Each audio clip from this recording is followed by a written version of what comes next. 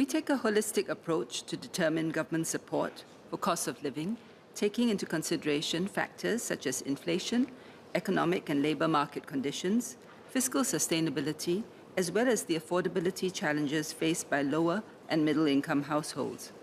We recognise that whilst inflation has moderated, Singaporeans are still adjusting to higher price levels.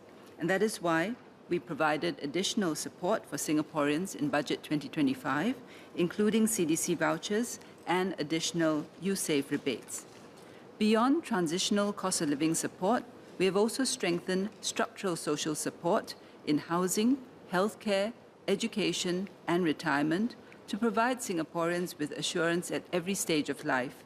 We will continue to monitor economic conditions closely and adjust cost of living support as necessary. In the longer term, the best way to help Singaporeans is to have broad-based and inclusive real wage growth. As recently as earlier this week, the MAS released data that showed that inflation was indeed cooling. But the cost of living anxieties have far from abated.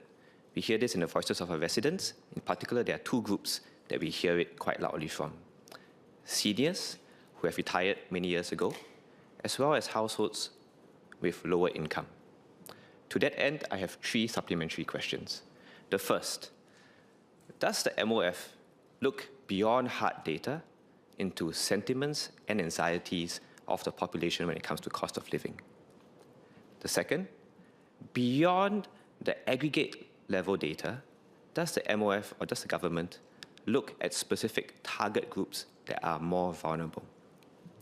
And my third, if the answer to the first two questions is yes, would the government then consider additional forms of support in the coming year, even when inflation cools? For example, building on the success of the SG60 vouchers, would we consider distributing vouchers to a more targeted subset, specifically the pioneer generation, as well as Blue CHAS card holders, as an example? Thank you. Essentially, what we do is we look at the circumstances, we look at the different groups, we also look at specific target groups if needed. So the first question was whether MOF looks beyond hard data into sentiments and anxiety. The short answer to that is you have to start first with data, and if sentiment and anxiety is borne out by the data and there's a real need, then of course we will step in to do more.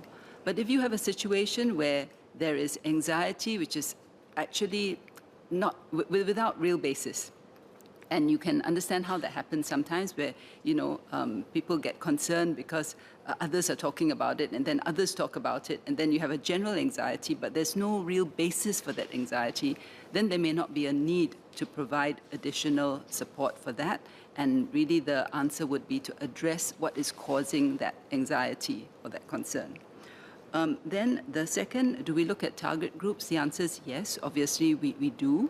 And if you look at the various measures, you will see that some are targeted at seniors, some are targeted at low income.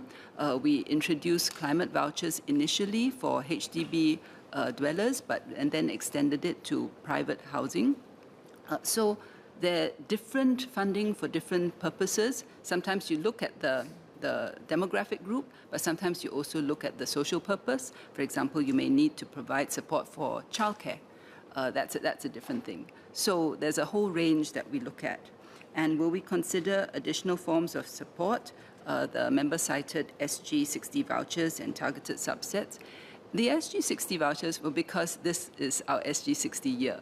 But in deciding what form of, or what to give to mark or commemorate SG60, we thought it would be helpful to give the vouchers because it would help with cost of living, but it also gave people options with what to do with the cash. So depending on what the circumstances are, we'll see.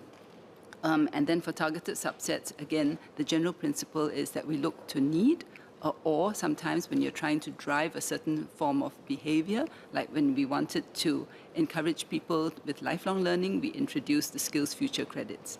So there's a whole range that we will take into account, including the economic situation.